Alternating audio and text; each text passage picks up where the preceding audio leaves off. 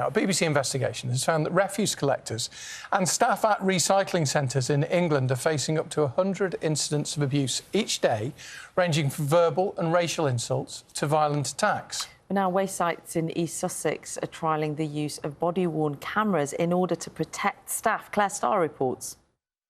Don't throw it over, sir. Don't throw it over, sir. Thank you. This world, isn't it?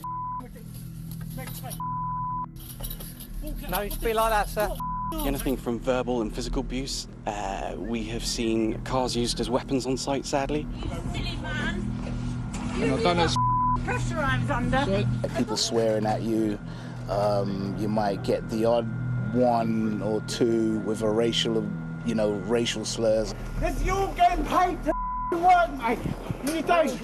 You. Right. They decided that they wanted to just follow me up to the office, and then they walked in behind me and locked the door. I had to call for help to get out of that one. A day at work, when sorting rubbish turns into protecting yourself from a barrage of abuse.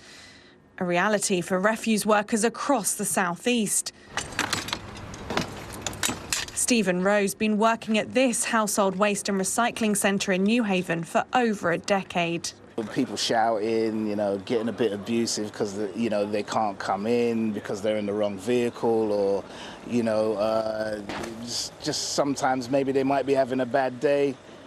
They got things on their mind and then they end up taking it out on a member of staff or, a member of, one of us doing our jobs. Hundreds of cases of verbal abuse, as well as some physical assaults on refuse collectors, have been recorded by councils.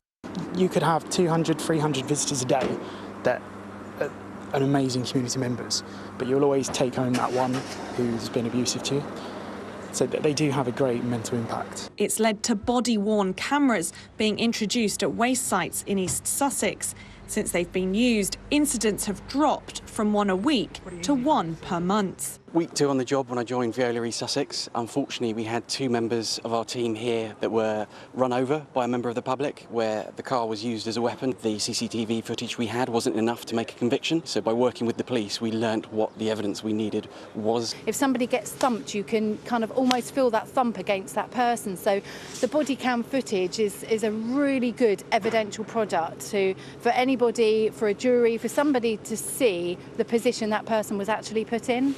The trial of body-worn cameras has seen fixed penalty notices issued. Veolia now hope to roll it out to their other waste sites around the country.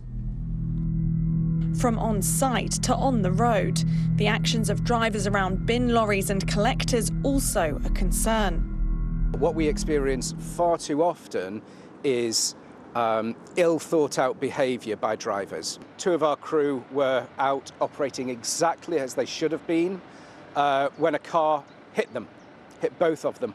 One of the guys has faced life-changing injuries. He left for work that May morning. He didn't return home until January. Here, signs and CCTV used to keep council employees safe. What I need is for drivers in particular to exercise some thought, exercise some common sense, and realise if there's a slow-moving or a frequently stopping vehicle, they're conscious of that. Because you're getting paid to work, mate. You don't. You. Right. Just remember that, we're just normal people like you doing a job.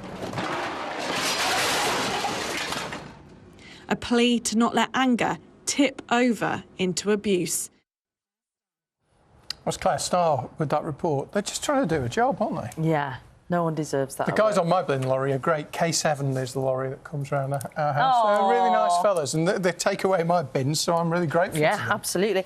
Also, when you go to the tip, usually in a great mood to be offloading everything, aren't you? Well, I suppose that's the thing, though. If you've gone in, because they're quite strict about if you've got a van, you can't go in the van. Because, no excuses, though.